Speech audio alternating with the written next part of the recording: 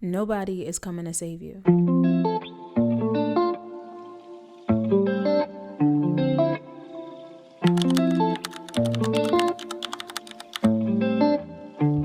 Nobody is coming to save you. That's the topic of today's video. You have to do for you because nobody's coming to save you. The day I realized this, I'm just thinking back to a time when I was pregnant. My daughter was she had to be about 12. Yeah, she had to be 12 at the time. And I had only been in North Carolina for 6 months. Maybe around 8 months at this time. 8 months. So I haven't been here long. It hasn't been a full year or anything like that. And we was good. We was good. We had our place. I was learning the land. Not really though, because it was COVID, so I couldn't really go anywhere or do anything. Couldn't really meet people. So that did take a toll on me. So the first person that I did meet, that's kind of how everything kind of developed. It was kind of like a convenience thing. But after I got pregnant, we had decided to move in together. And within a month, I knew I could not stay there with him. I knew I wouldn't be able to live. So I had made the decision that I was going to move out. And it was a decision that was done drastically on a whim, because it was no plan. It was a desperate situation. I have to leave today. I have to call movers. I have to call someone to come get my stuff. I gotta go. I gotta get my kid out of here and I gotta go. So being in that type of situation, I remember moving. Because it was such a desperate situation, I had to go. I was calling apartments left and right to see where I could come today. No application. Can I get there today?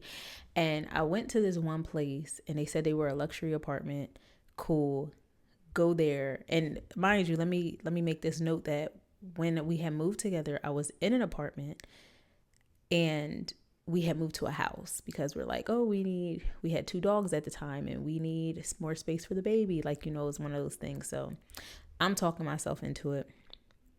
And so we moved to a house. So I was going to stay at the house, but it just got so bad that I'm like, I have to go. So when I found this other place, they said it was a luxury apartment, and I'm like, cool, and can I come? I went there to go see. Well, I didn't see the apartment. I just went there to talk to the person that was at the front desk at the time. And she's like, yeah, I mean, we have a unit. You can move in today. And I'm just like, look at God. So paid the deposit. I didn't even care what the place looked like. I did not care. And I left. But that night, I guess is when it really hit me that nobody is coming to save me. Here I am, 4 months pregnant, maybe even 5 months. And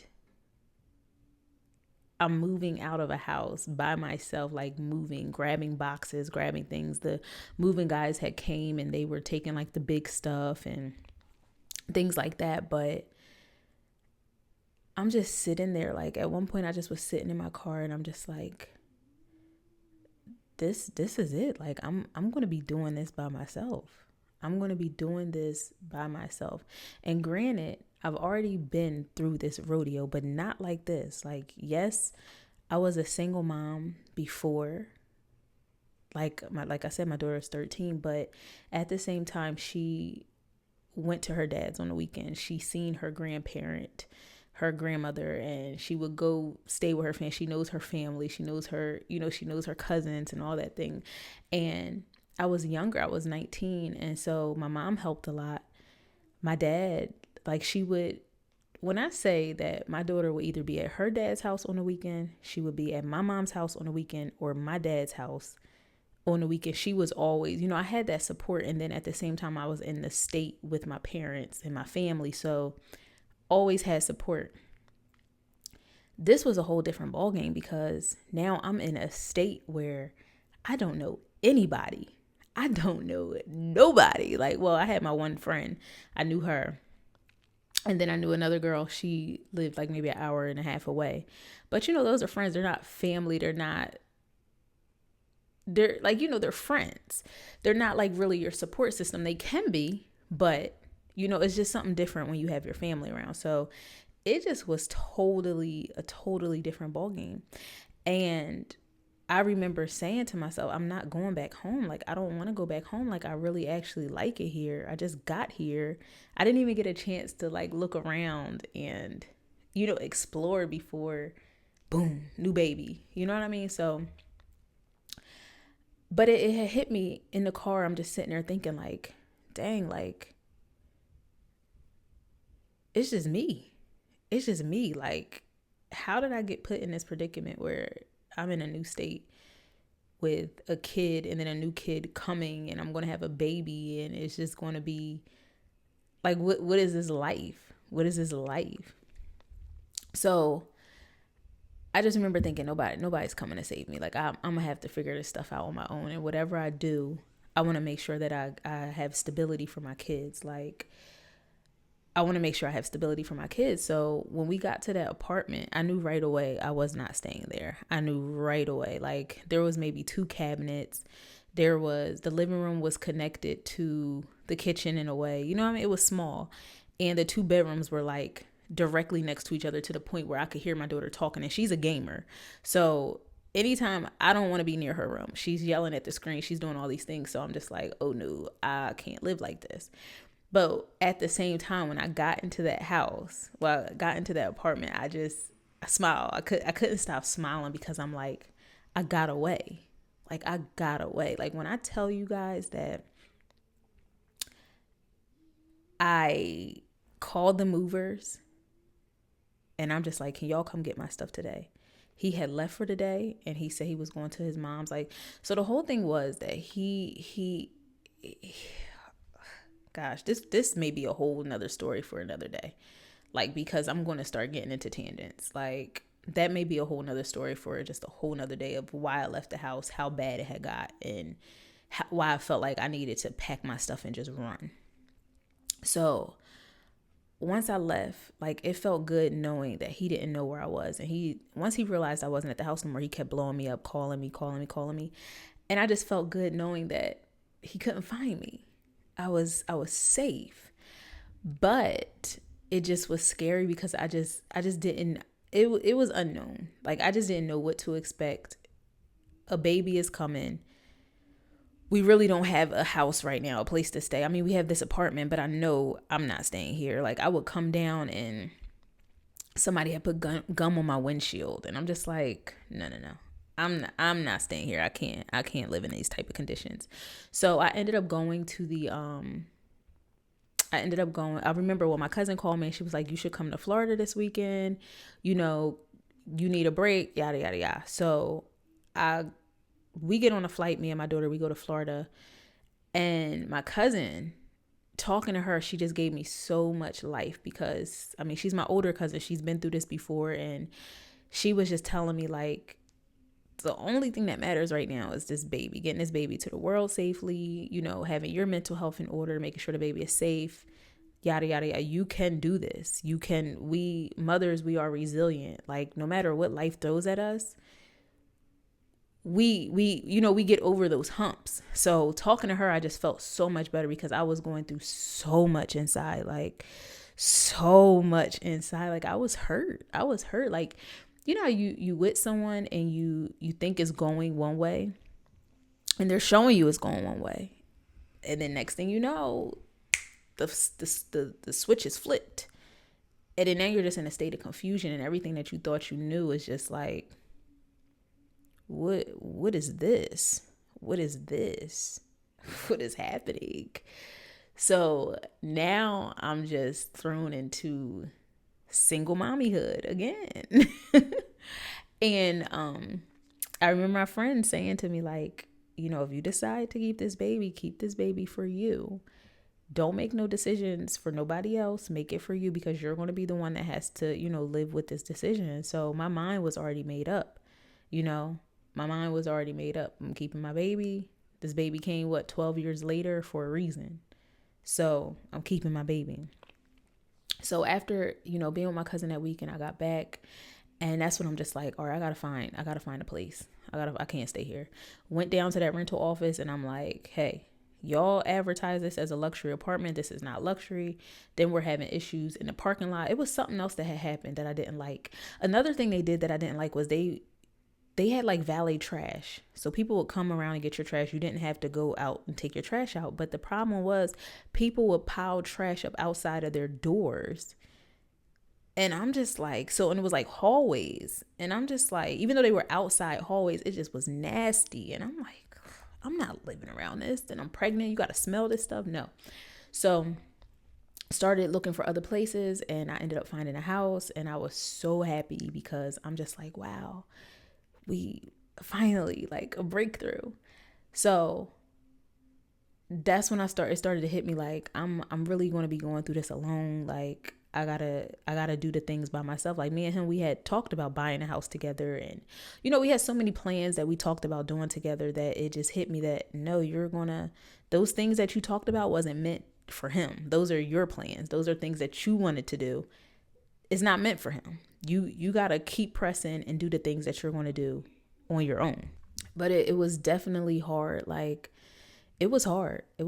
Like, I just remember just trying to think of my feelings at the time. Like, I was numb. Like, you look at someone and you just know, like, this is the end. This is it. Like, I have to let you go. I have to let all this go, and I have to press forward for me. I have to press forward for my kids, and it's not on them. It's on me. I can't, you can't expect somebody to do something. You can't expect, you never know what anybody outside of yourself is going to do.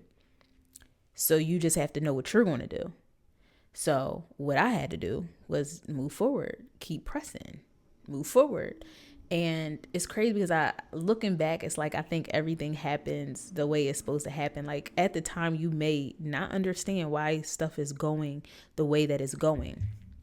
But in hindsight, you start to get it. Like, from there, I met my realtor.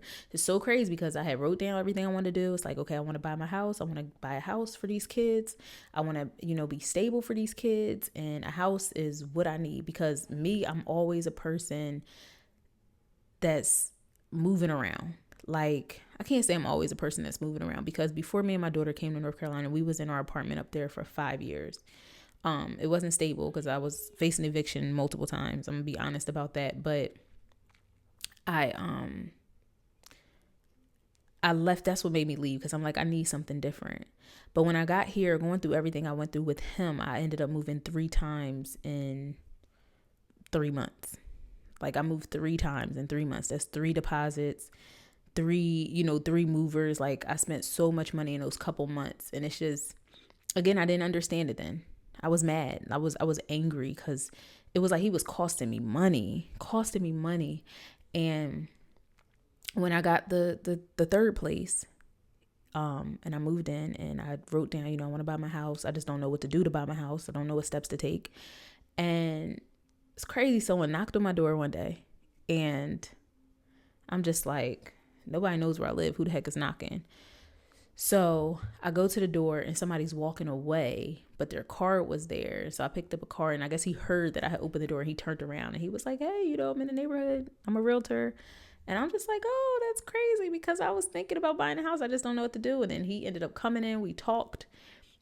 We set down some clear steps, actionable goals, and boom. I think I started that process in March. I closed on my house in August.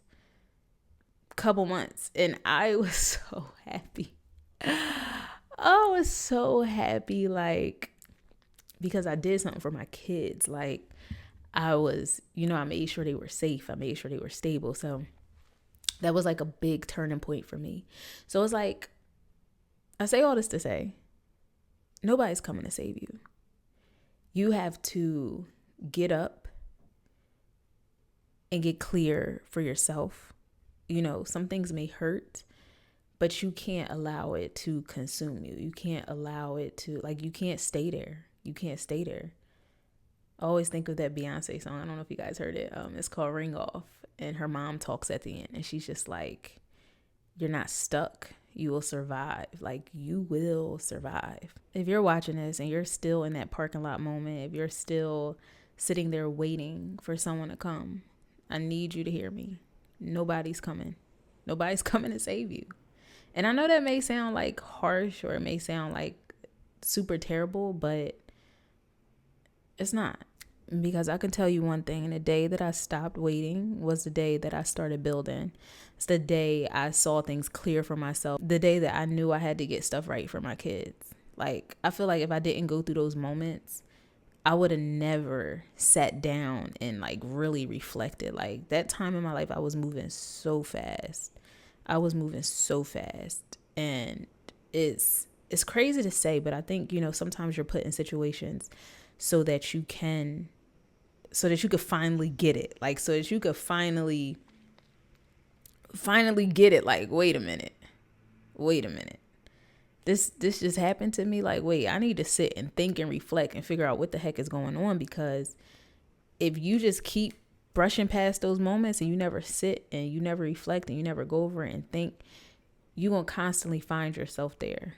I think I needed that. It's crazy to say. It's crazy to say. But those moments back in 21, it changed my life. Like, it changed my life completely. Like, when I say it changed my life completely, it changed my life completely. Everything that I'm doing today, everything that my whole mission, like, it started in that car. It started with me alone. But I want you to know, alone does not have to mean broken. Alone doesn't have to mean the end. It's just where your story starts. I'll see you in the next one.